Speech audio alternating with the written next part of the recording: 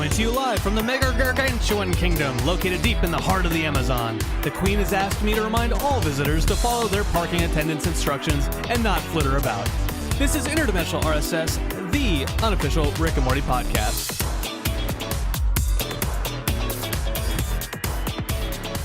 Hello, everybody. I'm Travis. Hello, everyone, and I'm Brandon Cruz. Welcome to another episode of Interdimensional RSS, the unofficial Rick and Morty podcast, episode 37. That's right. The finale, the final episode of Interdimensional RSS. Yes. You know what always throws me off? Our UK friends, they say series, and there's a part of me right off the bat when they say, yeah, the series finale wasn't that great, or it was great, and I like that hair second of saying, I think you mean season. Let's use the proper vernacular here. I believe you mean season, and they're like, you're uncultured, you Americans, you swine. But no, we did have the Rick and Morty season 3 finale for the folks here in the US of A, and we have plenty of things to talk about. But first, as we always do, let's list off the laundry list of ways that you can get in touch with this podcast. First and foremost, you can follow us on Twitter at Rick and Morty Pod. At Rick and Morty Pod. At Rick and Morty Pod. Yeah, it's easy. Just Rick and Morty Pod. Pod. That's right. You can also hang out on our subreddit at rickandmortypodcast.reddit.com. Rick and Morty Podcast. Go ahead. I just, I don't usually do these things, and I want to get a taste. I want to get a taste of it. Rick and Morty Podcast.reddit. Do you want to do the next one? You have the same list in front of you, Brandon. No, I couldn't dream of doing the next one after you. Facebook.com/Rick and Morty Podcast. Send us an email, rickandmortypodcast@gmail.com. Go buy t-shirts at TeePublic. You can get there from apatheticenthusiasm.com/shop. And of course, our Patreon, where you can hang out and chat with us on our new Discord server. Hey, Discord. We tried to set up a private Facebook group, and that really didn't have any traction, and we thought, hey, let's set up a Discord. So if you're already a Patreon subscriber at the $3 level or higher, make sure you go and check out the links for our Discord, where we've been chatting about the series finale or the season finale, depending on where you're from. Yes. But go check out patreon.com/Rick and Morty Pod. Brandon. Yeah. Are you ready? Are you ready to do this season finale business? Yeah, absolutely. Absolutely. But first, Travis, we gotta do what we always do. Right? It's semi-pertinent news. It's semi-pertinent news. Pertinent news. You living in the street? Yeah, you are. Semi-pertinent news. You living in an apartment complex? It's semi-pertinent news. Backing track provided by a metal pen, and a Corona Extra bottle cap. I was wondering what your instrument of choice was there. I couldn't quite make it out on the old webcams. All right, first and foremost on semi-pertinent news. Semi-pertinent? I did that already. No, you already did that. Okay. Holy crap, the sauce is back. Yeah. Brandon, you actually alerted me to this situation happening October 6th, I believe, nationwide. Yeah, we have a meeting, a meetup appointment reminder in our Facebook Messenger app with each other. Yeah, every time I go to write you a message, I'm reminded that I have to go to McDonald's this weekend. It's so crazy. Well, Rick and Morty, they did it. First of all, they're number 1 rated comedy this season via Newsweek, and then they're like, oh, you know what? Let's bring the sauce back. We're bringing the sauce back. Shout out to Chef Mike. Man, they did it. McDonald's did it, and they're bringing that shit back on the October 6th for that day or until supplies run out. Yeah. So you can go to buttermilkcrispytenders.com, not a sponsor, where you can get information about, I think there are 8 sauces that they're featuring for this event. Yeah. It's actually a promotional event for their new chicken tenders or something. Yeah, but who really cares about any of the other sauces? Yeah, nobody cares about that. We care that one of the 8 sauces is Szechuan sauce. It will only be available that day. I want to say it starts at 2 o'clock. Yeah, something like that. Local time, wherever you are. You can go to that website and see which McDonald's stores are actually participating in the event. It is a very select number of stores. Yeah. So I think in the Omaha area, there is only 1 store. That's right. There's only 3 stores across the state of Nebraska. So I'm going to the one closest to me. A ton in Hawaii, by the way. Are there any in Hawaii? Not Yeah? a single one. Oh, So our friends out in Hawaii, look, I'm with you. I'm with you with the pain. yeah. Hey. So they're giving out posters for the sauces and then the sauces themselves. Hopefully, I can get more than 1 cup to dip because I'd like to hold on to one. I don't know. Maybe I have a friend and or co-host that would like one. We'll see. Yeah. But I'm making a road trip across the sweet- country next sweet month. sauce. So hopefully, Yeah, that's right. Hopefully. You got to divert up towards Nebraska. That's right. But yeah, so go check out the chicken website and see if you can get your hands on that sauce. And the sauce packets look really cool too. Yeah. So remember, it's buttermilkcrispytenders.com. And can I just say that seems like such a spammy / virus invested website. It doesn't seem like a real website, but it is. Yeah. Yeah. And I went on my unprotected computer just to be certain. Just to be sure, you don't want to get in any trouble there. Yeah. Also, not just the sauce is back, but in also semi pertinent news. Yeah, really semi. Apathetic Enthusiasm is back too. For those of you that don't know or wonder why we always say apatheticenthusiasm.com when we're talking about our website, this is not our first podcast. We've actually done a couple of other ones. And the first podcast, the podcast that started it all, was Apathetic Enthusiasm. And we kind of went on hiatus when season 3 started because we completely invested our time and interest in Rick and Morty and completely neglected our other podcasts. But it's back.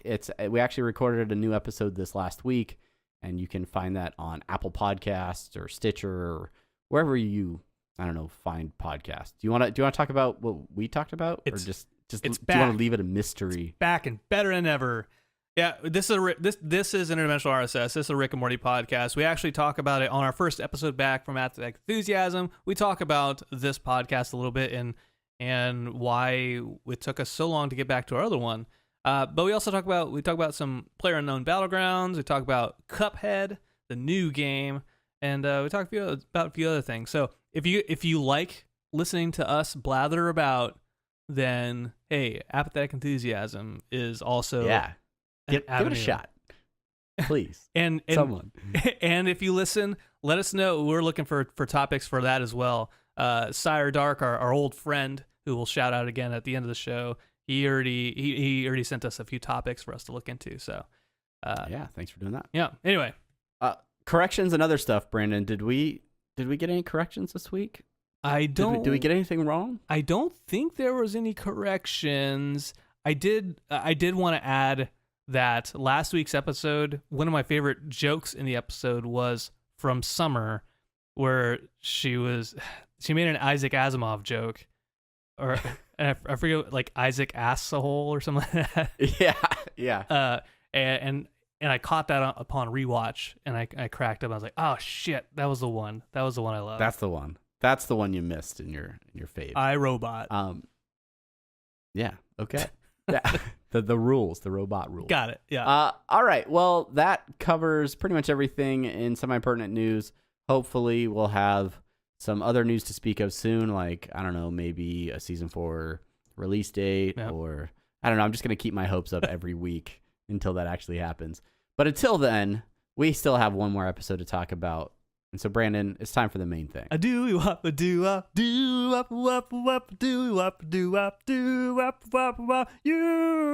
main thing. It's good classic music, Brandon. You gotta talk to what's his name? Ryan Elder. Yeah. you guys collab on something Can't in the wait. off season. All right. It is time for the main thing, and we have one last episode to talk about. Season finale of Rick and Morty, the Rickchurian Mortydate, the heavy-handed episode title. Serious Rick and Morty puns happening there. Originally, we had considered the possibility that this may be about Evil Morty. We may see Evil Morty or President Morty again, but that was not the case. So, all right. That was not the case at all. No, it wasn't. But this episode, written by Dan Harmon, friend of the show. Dan the Man. Not a friend of the show. And directed by Anthony Chun. But that's a recording and editing joke that I'm laughing at. Let's just say that maybe this is the second take, and in the last one I tried to read names again, and then we did a second take. All right, Dane Harmon. Dane Harmon. I'm gonna get it right one of these days. All right, so the plot synopsis for this, I'm gonna keep it short and sweet. Rick and Morty get into a fight with the president. Beth has a mental breakdown and gets back together with Jerry. Rick is not amused. Was that the synopsis bell that you just rang? Yeah, you didn't hear. I'm adding drops now. You made music with a Corona lid. I figured I'd bang my wedding ring on the desk while trying to read a synopsis. You can't add new things at the very end of the season. We gotta stay flexible, Brandon. It's time. We gotta move things around. Okay. So I don't know. I think we'll get into this a little bit more later. I felt like this was a good episode of Rick and Morty. I did not walk away from it feeling like it was a strong finale, especially upon first viewing of it. What did you think immediately after watching the episode? I thought it was fantastic. There's never been a better episode of this show. Never? Not one? Not even 2 or 3 episodes ago? Never. No, I loved it. No, to be honest, here's how I would rank it. Out of 10 Gugas, I would give it like a 6.5 Gugas upon initial watch. I just overall as an episode? Upon first watch. Okay. First watch, 6.5 to 7 Gugas. And I think after rewatching it, I would keep it at 7 Gugas. Oh, okay. And it's a good episode of the show. It's not the best episode, and I think that a lot of folks out there have said it better than I, but I'll say it anyways because I'm on this podcast. This is my platform, damn it. Get your own platform. But no, like a few people like over on Facebook and Discord, they said it wasn't season finale material. And yeah. I want to, maybe after we get done talking about the episode completely, we can kind of finalize our thoughts on that. One of the things that I felt about this episode that maybe made it not as strong as it might be is I picked up a lot of things that it almost felt like Justin Roiland and Dan Harmon like really just offloaded a bunch of stuff that they were particularly into this episode. I listened to Harmontown a lot, so some of the things that Dan Harmon talks about on a regular basis, he kind of got brought up in this episode. Justin Roiland is as we know, huge into VR, and there was a moment when they had like VR headsets on and they were doing Minecraft in VR. Yeah. Obviously the Guga reference from the Channel 101 days. But yeah, and then Dan is currently really into Minecraft. He's playing it all the time. I love the drop that the name drop they did for South Park, referencing the fact that they did it 4 years ago. Yeah. And oh God, is my audio really bad? Is that why you're making that face? No. The reason I'm making that face was I opened up a website, and then a website had an ad, like an auto ad. And so as you're talking, you were saying something really interesting, I'm sure. And it was just like, "Hey guys, we're coming in from Comic-Con, and we're here with Dan Harmon." and you're saying stuff that it's pertinent to to this episode, and this woman is talking about Comic-Con and being there with Dan Harmon. So what you're telling me is while I am giving points about the show, you're busy surfing the internet. Oh yeah, I was trying to find top 5 best uses for sugar.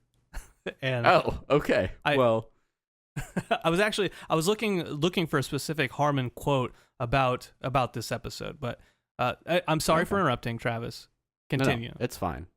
I was talking about Minecraft and the fact that there were several Minecraft references, but that they did not pursue it any further because they specifically name dropped South Park and the fact that they did a Minecraft episode 4 years ago. That was funny. Funnier to me, more funny, if you will, is the joke immediately following where Morty says, "Wow, they're really fast." And then, oh, maybe we're just slow. I thought that was a nice little meta joke and a stab at the production schedule for season 4. I like the Minecraft thing. South Park did the whole Simpsons did it gag, right? And, right. Yeah. And I don't know if this is Rick and Morty's version of that joke, but that South Park did it. Yeah. That kind of, pay it forward in the animation business. Exactly. Well, and really, I mean, when you think about it, it did take almost 2 years for season 3 to actually be released. And then you look at how many seasons South Park has done and the fact that they have an insane production schedule where they're churning out new episodes in like a week so that they can be super on top of current events. Yeah, like South Park is really, really fast, and Rick and Morty takes more time. It's just the way that their animation process is laid out. That's right. I will say though that I just started playing Minecraft again with my brother-in-law, not too maybe about a month ago, and then when there's updates to it, so you can play on Switch at the same time you're playing with Xbox, at the same time you're playing with Windows 10 people. And it spoke to me. Timing is perfect in this show. It spoke to me. Fresh new game just hitting the scene. Minecraft. I really like the Rick's. I mean, this is one of my favorite bits. But when Morty says you can use that wood to make a chest, and Rick says, "Oh, good, then I can store all this wood I need later for chest making." Absolutely. So true. All right. So along with their biting commentary on Minecraft, they also covered another one of Dan Harmon's favorite bits, and that is his frustration with politics, specifically the fact that Rick and Morty just blew off America. And that sort of transitioned into more or less the overarching theme for, the A plot with Rick and Morty going toe-to-toe with the president. So really, the episode starts with what we saw in the scenes for next week. Rick and Morty are called into the White House to deal with some sort of goo god that's crawling around the, I believe, Kennedy sex tunnels. Yeah, that's right. And as they're down there and they're taking care of him, like, they're just bored. They're like, this is not fun. They're not having a good time. And they decide to pretty much just blow off the president and not be his version of the Ghostbusters. Yeah, that's that's absolutely right. I just like the veiled political aspects of the show. And Harmon, in the same interview that I'm trying to scroll through as you're talking, he says something about like how Rick and Morty isn't inherently political. It's fairly apolitical, and it's the same thing I've said about filmmaking, in the sense that, like, even documentaries, they're inherently biased. No matter what, they have a shred of bias in there because we're human and we have points of view. And so as I was watching this episode and the Rick and Morty blow off America, and they're saying like swinging dick, president, stuff like that.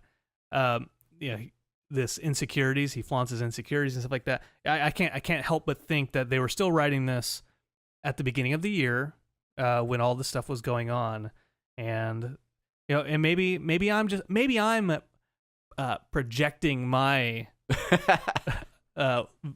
way of life into it. But I felt like that was a strong perspective. I definitely think there were some pointed remarks towards maybe not just this president, but also the office of the president in general. Yeah. And maybe just the U.S. political system and things like that.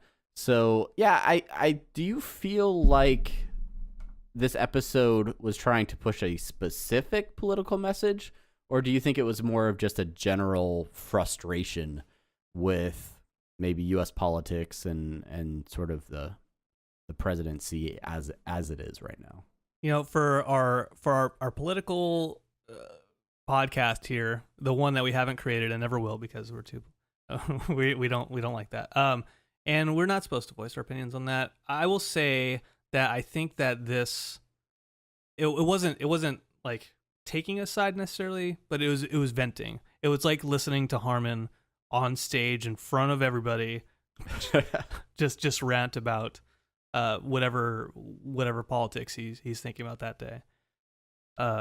So I felt that way in a lot of ways. All right. I want to say ways. Good. I'm gonna use the Waze app to get to the store. You use the Waze app. All right.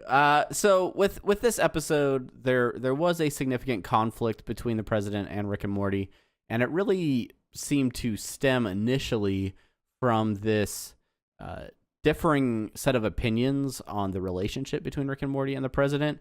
The president seemed to think that he was doing Rick and Morty a favor by not arresting them, even though he said that they break 1,000 federal laws a day, to which they responded and sort of like, oh, cool. Oh, I did 1,000. Wow. Impressive. Yeah. And then Rick and Morty sort of had this counter thought where instead of feeling like they were receiving a favor from the U.S. government, they felt like they were doing the government a favor every time they step in to save the earth or take care of any particular X-Files type problem that they have. And so both of them felt like they were the ones that were sort of bringing more to the table in that relationship. And so then when Rick decides, hey, you know, we're done, the president doesn't take that very well. Right. And all anybody wants is for Morty to get a selfie with the president. And even that, as we find out, he doesn't even need one. He can take it or leave it at this point. but Rick is so stubborn into getting his grandson what he wanted at one point in time that the conflict just keeps going. It's like a never-ending circle. It's interesting, and I have this set aside for some bigger questions, but I think it works to ask it now. Why do you feel that Rick continued to push the issue with the selfie to the point where they're blowing up rooms in the White House to get Morty the selfie, even though Morty is very clearly saying, no, it's cool, I'm past it, I don't want the selfie. He said it like 800 times. Right, absolutely. I'm not sure. I think it's just a matter of his position being challenged. Like Rick is saying, hey, I can do what I want when I want. You're not telling me how to live my life. I don't, what Morty says about being president being a civil servant, technically he works for them, right? Along those lines, like you don't tell Rick what to do. And he says it in his like little rant. He's like, I'm fucking Doctor Who in this shit. Exactly. I don't know. It's interesting to me because I feel like even though Rick is saying he's trying to get this selfie for Morty, I think this is another situation where Rick's pride is almost getting in the way. And Rick is saying, I'm smart enough to control any situation, including making the president of the United States give a selfie or do a selfie with Morty. Like, even I'm going to make the president do something that he doesn't want to do, even if it is as simple as taking a picture. And so, whereas the president, also a very high status position who feels like he can get away with what he wants to do and isn't going to be controlled by this crazy scientist, that neither one of them is willing to back down. And I think their stubbornness is what escalates it further. I think realistically, maybe Rick is again trying to show Morty that he is the one that can give him the things that he wants. And even if Morty doesn't necessarily want it anymore, Rick is still trying to be that guy that's like, look at me, I'm the one you need to look up to. Don't look up to the Vindicators. Don't look up to these other organizations. Don't look up to the president. I'm the one that is supposed to be the one you're looking up to. That's right. And that's a good call, because at the end of the episode, when we see that Morty would rather run away, hide from Rick with the rest of the family, happy in a cabin somewhere that they've been to hide before, evidently. Yeah. That he'd rather be there at that point in time. And Rick says it best when he talks about Jerry's vacuous little roots, taking control of everyone. And yeah, like Rick loses. He starts the season with being in a position of power and winning everything, essentially, right? He's the patriarch of the family, to the end of the season where, and this universe. Yeah, that's right. And then the end of the season where he's nothing. He's back to, I forget which article it was, maybe a Polygon, where he's the outsider again. Absolutely. I think this is a good time to transition into the B plot of the episode, where we reconnect with Beth. She has just come off a big decision in her life. They carry right on from the ABCs of Beth, where she has made this decision to either leave in her place a clone that will live and love her family as she would, or to stay and not go off, but then actually be with her family and have that decision to stay and allow that to be the changing force in her life. Well, very quickly, as she is with Summer at the mall, and Summer is trying on what I felt was an awful looking outfit. I understand it was supposed to be, I don't know what it was supposed to be, but I was like, no, hard pass. Sorry. I think when I saw that image, the first thing I thought was, okay, yeah, I get it. Quit. I felt like that was a poking fun at people with crushes on Summer joke, but I also felt that it was a legitimately tacky outfit. It didn't look good. Like the colors didn't match, and it was just, I'm not a designer by any means, but I felt like she could have used some advice. Yeah. But it was also one of those situations where sometimes when you have divorced parents and all of a sudden their set of standards changes because they want to be considered the cool parent. Yeah. Like I almost thought it was going to go in that direction, where Beth's like, yeah, no, you could totally wear that because I'm the cool, fun parent now that lets you do the stuff that you want to do, and just make sure you use protection and blah, blah, blah. Yeah. But very quickly when Summer's like, oh, I actually enjoy hanging out with you, and you feel like a totally different person, this starts those seeds in Beth's mind, like, wait a minute, am I a totally different person? Am I actually the clone? And she goes through a very rapid sort of existential crisis where she's no longer certain of who she is, and she spends the rest of the episode trying to figure that out. Yeah, and that, of course, takes her straight into the arms or Indian.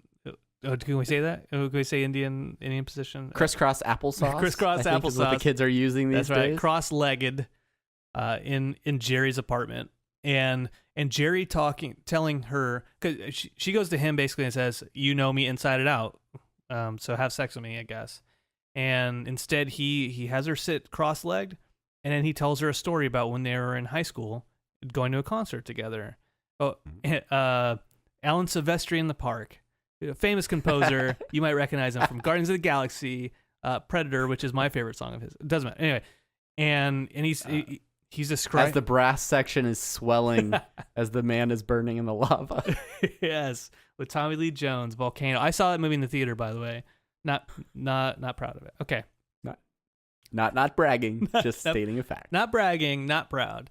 And anyway, so I liked this part, right? Because it showed that despite how much of a loser Jerry is, he's always been a loser. He's always been kind of just an awkward teenager growing into an awkward full-grown man. Adult. Yeah. Yeah. That, he's genuine in that way.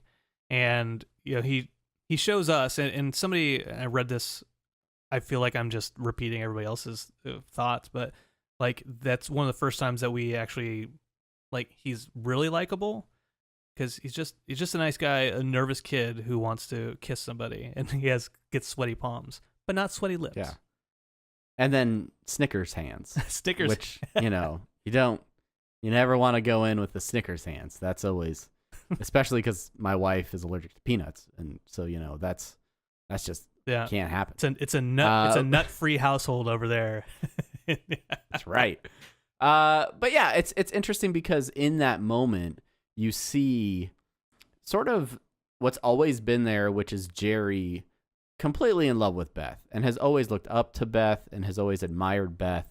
And Beth's immediate reaction after reliving that event is, I remember hating that night. I remember looking back at it with such, disgust. But now reliving it, she recognizes that the person she was with, like what he was going through and what he was experiencing. And it gives her a different appreciation for Jerry, I think. And in that moment, she realizes that she does love Jerry, despite what they've been through and despite some of the flaws that Jerry has. And so this, after he struggles for words and lands with Don Cheadle, they end up reconnecting and decide to get back together, which, not to toot my own horn, but toot. We did speculate about this a little bit last week after the ABCs of Beth. I did suggest that potentially there would be a scenario where they do get back together, and it is not the same Beth and Jerry who have been struggling through their marriage, but potentially we would get a Beth and Jerry that find a new appreciation for each other. And I mean, we haven't seen it yet in season 4, and they could completely shift gears in the finale, but or in the premiere. Yeah. But as of right now, they are definitely not going through the same sort of marital problems that they have been seasons 1 through 3. That's right, and that was my biggest aversion to them getting back together. Is I didn't want the status quo of them, their standard B story being about Beth and Jerry fighting all the time and trying to connect with their marriage. So at the tail end, when Beth says it's going to be like season 1, just without my trying to find my father's approval. Yeah, it's a little bit more streamlined, not constantly seeking her father's approval, which I think could be very interesting. What do you think about this new concept of the family all getting along and maybe being sort of like this nuclear family that maybe doesn't have some of the problems that they had in seasons 1 and 2, and how Rick may have to adjust in that situation? I feel like it ends up being like a King of Queens, or like a it just becomes like standard like sitcom fodder. Yeah, single camera setup with a live audience, and it's just they're in Starburns Castle and they're just live doing the episodes every week. Really, really important question, and it pertains to the scene. Well, what is your favorite type of sugar chicken from Panda Express? Come on, it's orange chicken. Come on. Hey, what cashew chicken is that? I'm gonna be real honest with you. I go for the black pepper chicken Beijing beef combo. Oh, big fan. I always do orange chicken and the broccoli beef. That's my go-to. All right, Panda Express. Not a sponsor. All right, moving on. Let's get into a few of our favorite bits. We've already tackled a few of these, but one of the things that probably made me laugh the loudest in this episode is when Rick and Morty went into Brazil, into the Amazon, to try and help with the conflict going on there. Rick has some guns pointed at him as he's trying to get out of the spaceship, and he says, "Whoa, you don't want to do that. The casualties would be in the Brazilians." Get it? It's a pun and a warning or whatever. So good. I lost it when he said Brazilians. I think I had to rewind it to catch what they said next. I really along those lines, the Sanchezium when they put the handcuffs on Rick, and he's like, he takes them off right away. He's like, I just made that up. Don't believe everything you read on Wikipedia. But then they call off the pirates. Oh, that one was real. Let's go. that was awesome. The one thing the other thing that I liked in this episode was the 70s shrinking party of one. 70s shrinking party of one, and then when the president is in this gargantuan, I said in the mega gargantuan kingdom. It was yes. Which was named, of course, before they realized how small they were. When he's getting bigger, and she's like, what was I wrote down here? I just have to find it in the notes again. But oh yeah, awkwardly enlarges at the rate of a 50s movie. Yeah, I like that they only gave him the shirt too, like, yeah. And that it gets like way too small by the time. Best he gets president ever. Yeah. Let's see. So I talked about Alan Silvestri before, and I just want to throw this out there. I love Alan Silvestri, Predator. But he also did some other movies. And what I want to do, Travis, is just say, which Alan Silvestri movie is your favorite? You can just start talking, and I will shoot you some suggestions, and then you tell me. All right, so I'm gonna need a little bit of help with this, Brandon, because off the top of my head, I can't name an Alan Silvestri movie. So that's fine. So let's start way back in 1984. Romancing the Stone, Back to the Future, Cat's Eye, Stephen King compilation movie, Flight of the Navigator, Mac and Me, The Abyss, Predator 2, Back to the Future 2, Father of the Bride, Super Mario Brothers. That's the one. No, so for me, although when you said Flight of the Navigator, that's like, I mean, that one hits home. Yeah. But Back to the Future is probably tops on there. I know that if my wife was answering this question, it would definitely be Father of the Bride. Okay. All right. Like, yeah. easily. Or Contact or Volcano, obviously 1997. Yeah, neither of those. Definitely not either of those. Ooh, how about I'm sure the list. Ready Player One. Ready Player One. TBD. TBD. We'll see how that actually pans out. All right, Brandon. It's time for some thoughts from Unity, and Unity, you were definitely vocal about this episode. You had some hot takes, some feels about how it all played out. And let's start off with some of the input from Facebook and our Discord server. Yeah, that's right. So the few folks on Facebook and also Discord, Rawling, Luck Savage, those are the last names. Terry and Levi on Discord says it was. They said it wasn't season finale material, and to swap it with Tales from the Citadel. And what do you what do you think of that, Travis? Swapping this episode for another one in the season. I had somebody I work with mention that as well. They're like, "Oh, the Evil Morty episode that should have been the finale." And one of the things that I felt sort of wouldn't sit well with me in that case is that the Tales from the Citadel was an amazing episode, but it really didn't deal with our Rick and Morty or the family that we have as a staple in the show. It was a fantastic episode, but I would have felt cheated if the last episode had nothing going on with like our Rick and Morty and it was all this other story. So I maybe if it was the episode, like the penultimate episode, if it was the one right before the finale. Yeah. But then again, maybe, and I'm sure there's a lot of discussions that went into the organization of the season and everything like that. It was a terrific episode.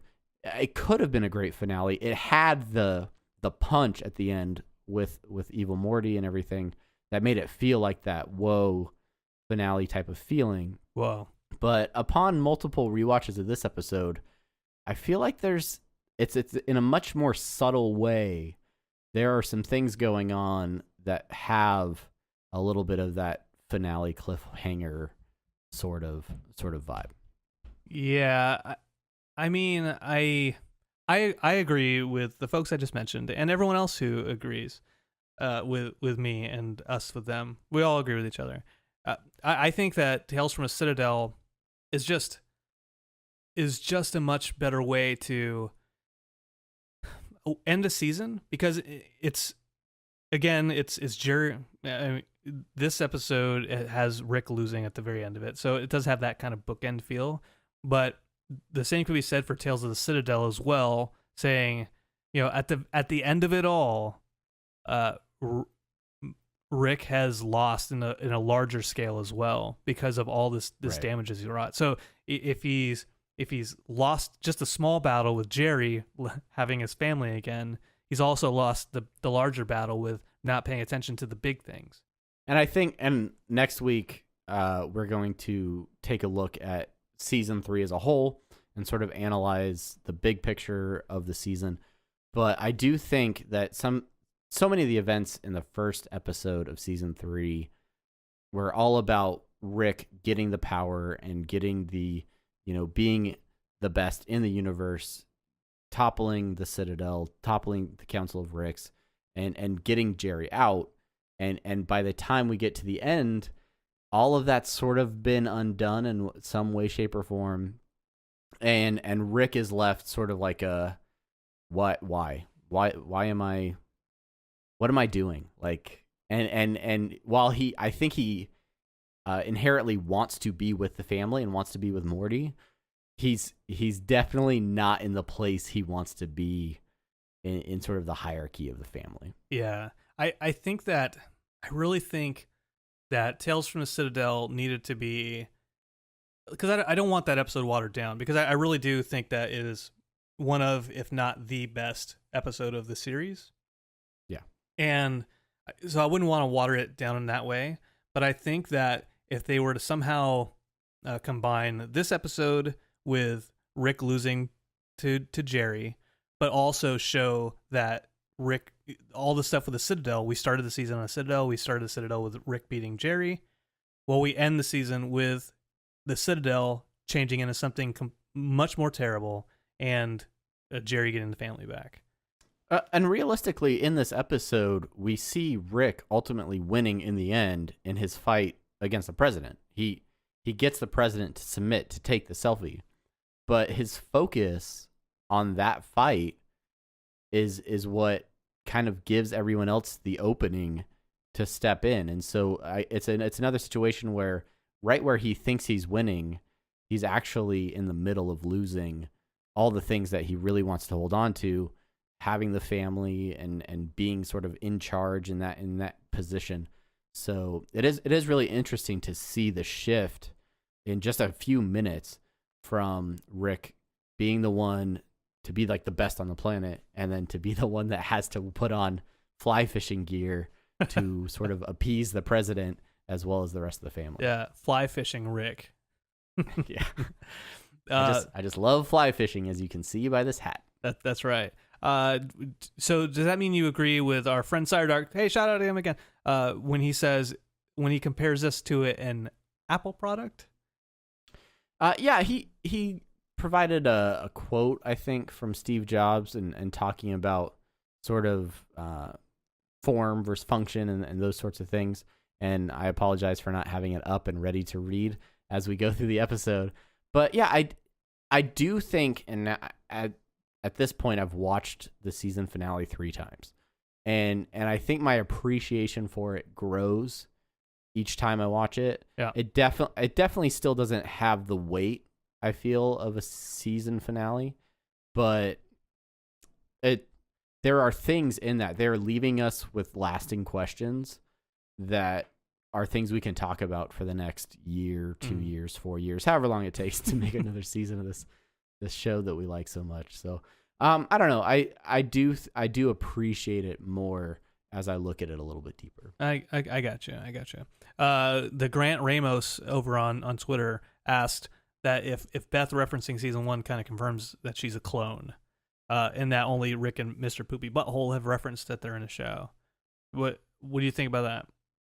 Yeah, it's interesting that I think there have been a few instances in this season where more characters have sort of broken the fourth wall or made a joke that was a little bit more meta and talked about things that sort of like with the Morty's Mind Blowers when Summer makes her joke about no wonder you guys are always like behind and bickering or something like that. Yeah, that was clearly a joke kind of pointed towards the production staff.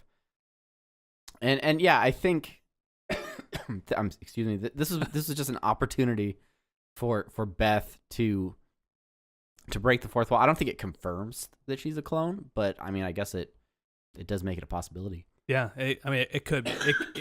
It could be a little bit of anything. Who knows? Maybe she's not a clone. Maybe she's a hologram or a robot being controlled by Beth in a it could be anything. It could be a robot controlling holograms. Yeah. But I want to know, and I asked this last week, but what's your gut tell you? Do you think she's a clone, or do you think she's definitely not? Okay, we talk about this again, and this is me. Every episode of the season or of the series from now on, I'll ask you this question. Keith David, who voiced the president, and Reverse Giraffe, who was in The Thing, him and he's at the end of Thing, and it's the two of them just sitting in the Antarctic, and you're not supposed to know. You're not really supposed to know who's the Thing anymore, if Right. either of them are. And I go back to the David Lynch school of not telling your secrets until they need to be told, or if ever. Right. I don't know, and I don't think it's my place to get obsessed with knowing what it is. It's a tool. It's a tool in the writer's pocket if they want to utilize it. But I think it's a more interesting concept to not know, and what does that say about your identity if you have an identical you that has all your memories and all your emotions, everything? That's part of why I don't necessarily like Beth in this episode. She could still be a clone. Sure. Yeah, but it doesn't matter because it doesn't necessarily make her less Beth. She has agency, no matter if she's a clone or if she's one of an infinite number of Beths out in the world doing the same thing. I also find it like, not that there are clear cut like definitive answers, but Rick says many times that she's not a clone, and you can easily interpret that as Rick is just saying that to cover up the fact that she is a clone. But there's a point when he's talking to Morty on the phone, and they've kind of stowed away in the cabin, where Rick almost desperately is like, I think it's right after Morty reveals that Beth has gotten back together with Jerry. He like, she's not a clone. Like, Yeah. like he's like just like foot stomping it. Like, she needs to stop. This is not the situation. Completely exasperated. And, yeah, it doesn't seem to me like that's him still trying to cover it up. It feels like he's just like, really like, come on, why is everyone acting so crazy? This is not what's happening. Yeah. I like the part at the end where she's, Rick shows up with the M16 or M14, whichever it was. I should probably know the difference between those, but he, like, she's like, well, you have a gun. You're here to kill me, obviously. And he's like, no, it's for Jerry. And we talked about it on the Discord last night, just briefly, but I thought it would be such a better way to kind of subvert audience expectations to not answer the question of whether or not Beth is a clone or not. But if Rick comes out there and then he shoots Rick, sorry, he doesn't shoot himself. Yeah. He shoots Morty, Jerry, and Summer and says, yeah, like, you're not a clone. You're having this crisis about being free and all this type of stuff, but they're the ones who are clones. Like, I thought that would be like a kind of a mind blower. That would have thrown everybody for a loop. But it also would have probably jeopardized some of the stakes and the things that we feel for some of the other characters and things. I don't know. Could have happened. Yeah, but maybe it was in a draft somewhere. Yeah, it could have been a cliffhanger. Is all I'm saying. That could have been a different kind of cliffhanger, other than like the kind of joking middle of the season type of joke we got at the very end of the episode. Right. Did you notice? And I'm gonna loop this back around to Minecraft because there were several Minecraft themes in this episode. But did you notice that the president's portal was in some ways very reminiscent of like a Nether portal in Minecraft? Like just sort of, they had a platform and the way it like came together, and then they actually activated it by lighting a lighter to turn it on. They did it twice in the episode, and both times I was like, hey, and then it was blue in color too, and I was just like, that's kind of how a Nether portal works in Minecraft. Hey, so yeah, you're right. You're right with the flint. You get the yes, the flint. Exactly. I didn't notice that. Yeah, good call. There was another thing that I wanted to say about the. So I just recently read one of the newest Rick and Morty comics, and in it, Rick Jerry says I could be Hitler or something like that, or Jerry says that, and Rick pulls out a gun and then like scans Jerry, and it says he's only 49% Hitler, and so Morty's like, whoa, that can tell people who could be potentially a Hitler-esque character. He's like, yeah. So then they go around the multiverse killing people who scan like 90 to 100% Hitler potential. Sort of like a future crime unit, like exactly. Minority Report situation. Exactly, yeah. And eventually, like, Morty is killing so many fascists that Rick says to him, like, you can stop this. And Morty says, well, if I'm not doing this, who's going to be doing it? And Rick says, well, there's an infinite versions of you doing the same exact thing, killing fascists. So you can take a break. You don't have to do this. And Morty's convinced. So he sits on the couch and he starts playing a video game.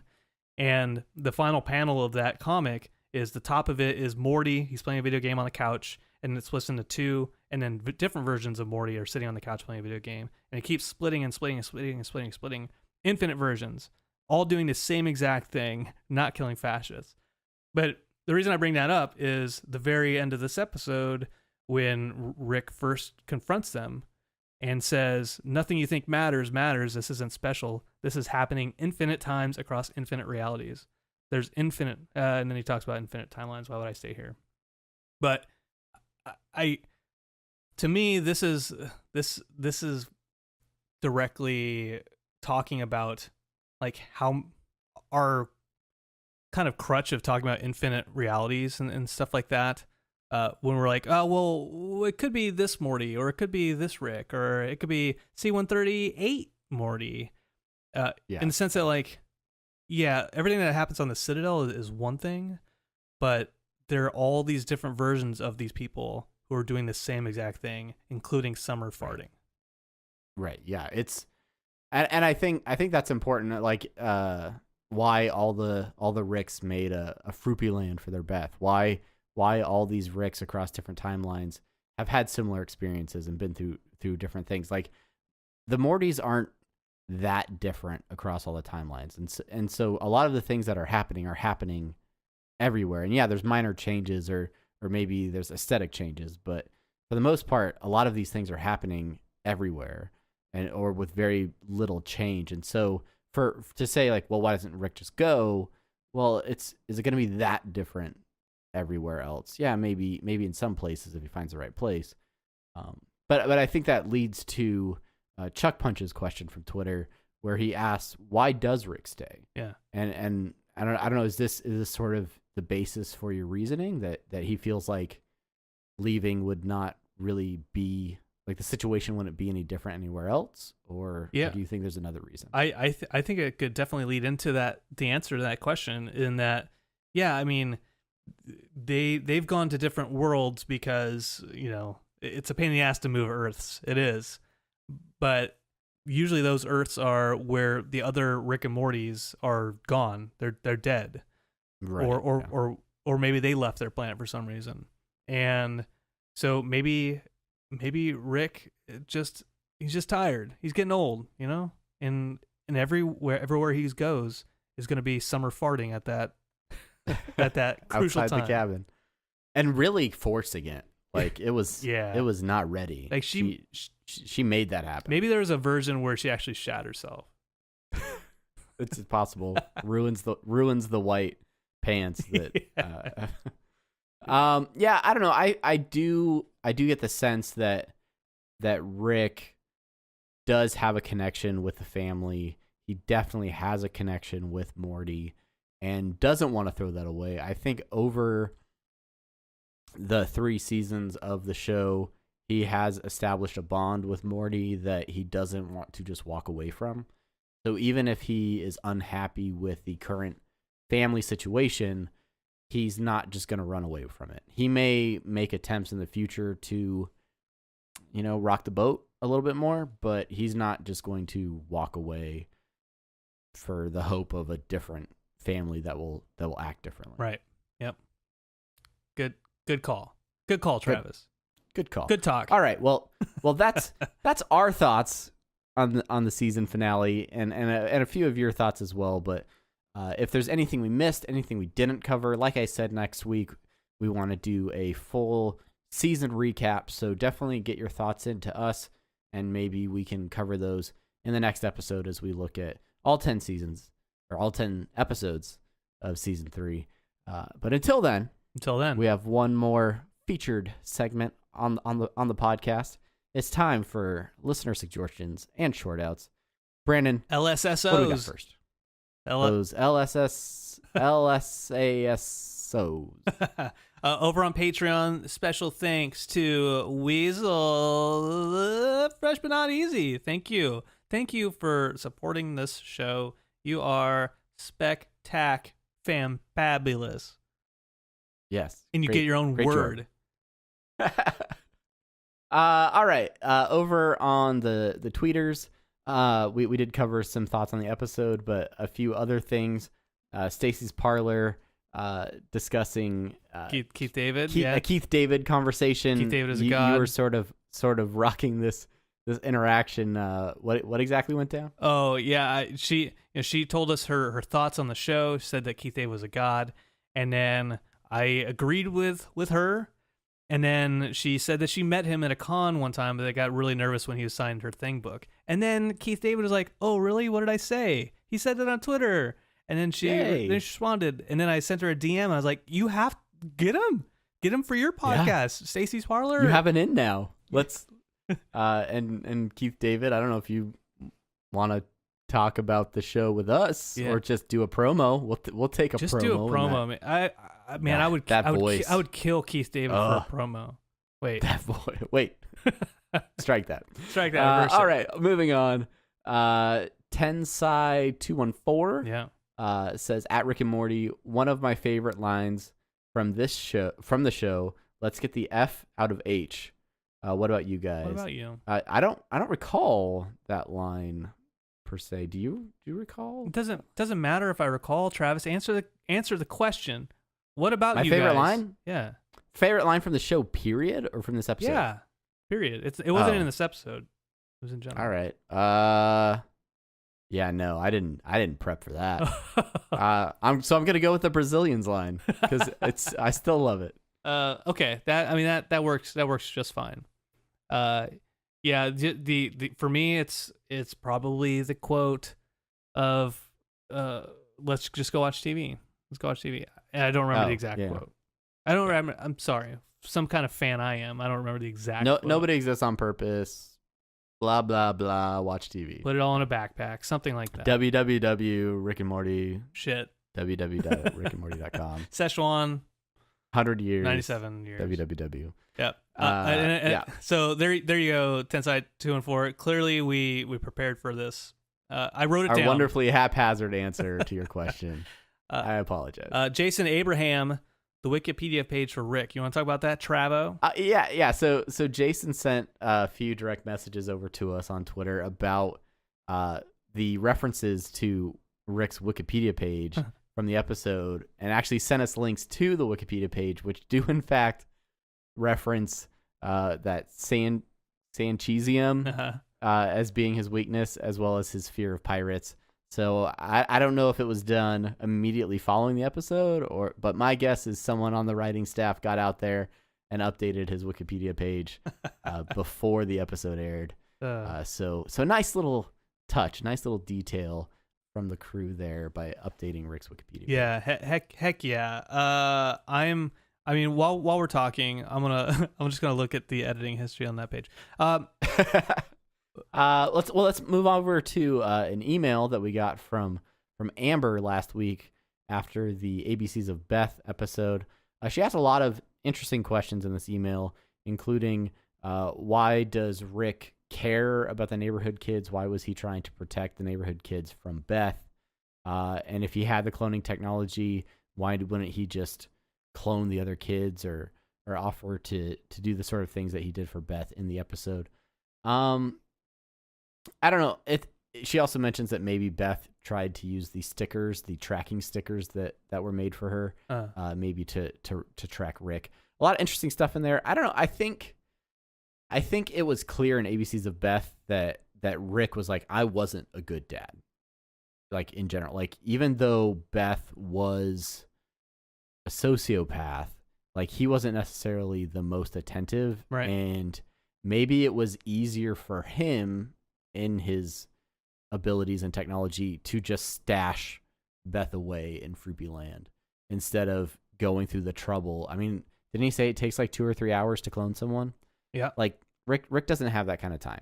he makes the procedurally generated clouds and the breathable river, and then he's like, all right, Beth, you're good. Now I can go back to whatever it is that I have to do. But yeah. Yeah, and in that sense, maybe he's not such a bad father. You know, sure. Like he's such a bad dad. Oh, I gave my kid like a bucket of ice and said, you know, if you get hungry, dig in. Chow down. Amber also mentions that maybe if season 4 does take too long to come out, maybe instead of going on a long hiatus, we do like monthly podcasts instead or something like that. I appreciate the input, Amber. We are currently hard at work at Interdimensional RSS Industries, trying to determine our off-season schedule that will somehow go back and forth with Apathetic Enthusiasm, and we'll try to. A lot of people asking why we haven't done season 1 and season 2 reviews in their entirety. Well, hot darn! This is a prime time to get those episodes out of the way. Hot dog, hot diggity dog. And we'll probably team up with Wisecrack for some of those, because that's what we do as podcasters and friends. Yes. We have a handful of reviews this week to cover. First up, again, from Weasel Harmony. Loves the podcast and appreciates how we represent the Rick and Morty community. Thank you. Thank you for that. Thank you. We really, I want to say, you know, this, as far as the season closing up, and I know we're going to have our thing next week, but I just want to say this right now to emphasize, it's always been me and Travis talking, but like our opinions are just 2 opinions out of the massive amount of fans that are out there for Rick and Morty. So we never proclaim to be experts on the show. We're just fans like you, and we appreciate you guys' unity bringing us that input and talking to us and sharing this experience of season 3 together. Absolutely. Another review from Quite the Fellow, who signed this as Mike. It was a very long review, but the real note here was that sometimes we approach the show with rose-colored glasses. Mike feels that we sometimes say we love every episode, and that he thinks that this was maybe the weakest season of the 3. I think we can get into that in a little bit more detail next week. But yeah, I think by and large we do approach the episodes with a positive attitude. Not everyone is our favorite, but I think by the time we get around to recording the podcast, we've done a little bit more research and analyzed it and found the things we do like, and maybe we just tend to hype those a little bit more. Yeah, I think that's what it is, because I think we said a couple times throughout the season that upon first watch, and I even said it in this one right after I joked about loving it immensely, in that like the first time you watch it, it's not that great, and I think it's because we are focusing on we watch it the first time and we're like, okay, it's hyped, let's let this be funny so we can talk about it on the podcast. And it's not until we watch it 2 to 3 more times we're like, okay, now we can actually sit back and enjoy it for what it is and not try to be critical about it. And I think that's a big part of what makes these episodes better. Even Rick and Morty, the first season, I think a couple of those episodes, it took time to warm up to them, and then I realized how awesome they were. And in some sense, I think that's the way many episodes in this season are. Yeah, and I think we've watched seasons 1 and 2 so many times that we have favorable opinions on those seasons because of the things that we really enjoy in them, and we look at them almost as a whole as being really great, and they're the things that made us fall in love with the show in the first place. Yeah. So, and I think as the Blu-rays roll out, as I go through my DVR multiple times and revisit season 3, I do think this will end up not being looked at as the worst season necessarily, but yeah, it's definitely a different season. It's a very darker season, and there are some things that they tackled or tried in this season that were a lot different. But yeah. I don't know. We'll see. We'll see how it all plays out. And the last thing I'll say too is the first 2 seasons are really, really, really good. But as we're talking about the episodes as they happen here during the season, we have to focus on the episodes then and now. And I don't feel comfortable necessarily saying, well, this episode wasn't as good again as episode 2, as Lawnmower Dog. Like I try to take an individualistic approach to the episodes themselves so that I'm not always comparing them. So anyway, that's whatever. Solid point. Quite the fellow, Mike. Thank you for the review. Thank you, Mike. Finally, the Alexa or the Alex Alcala. I don't know. It's all one word. These are hard to read. Those are animals that spit. Hairy animals that spit. Yeah. Mm-hmm. I listened to quite a few Rick and Morty podcasts. That's an alpaca. That's a good alpaca joke. I listened to quite a few Rick and Morty podcasts, and this one is by far my favorite. Emphasis included by me, not necessarily by the listener. I only wish they had done season 1 and 2. Well, fear not, Alex, or the alpaca. We will eventually get to those episodes. And that's it for this episode. That's it for season 3. Holy cow, we made it. Yeah. Thank you guys so much for coming along with us this season, and providing your input and just kind of enjoying season 3 together. We look forward to a full recap next week, and then we'll do some things. We may take some weeks off. Brandon's gonna move. Yeah. At some point, away from Hawaii. So, aloha, Brandon. And he's gonna be only one time zone away from me. It's gonna be awesome. Oh my god. I'm really excited. But yeah, and we'll do plenty of stuff in the off season. Go check out Apathetic Enthusiasm if you like hearing us talk about things that are not Rick and Morty related. As soon as I get the Rick and Morty construction sets in, I want to do a live stream. So you guys voted on Twitter and said YouTube is the place where you want to see that. So if you don't follow us on social media, make sure to go follow us and find out when that live stream is going to be. Brandon, anything we missed? No. Last chance. No, sir. If I missed anything, I will try to shoehorn it into next week. All right. Well, then until then, I'm Travis. And I am Brandon. Thanks for listening. See you later.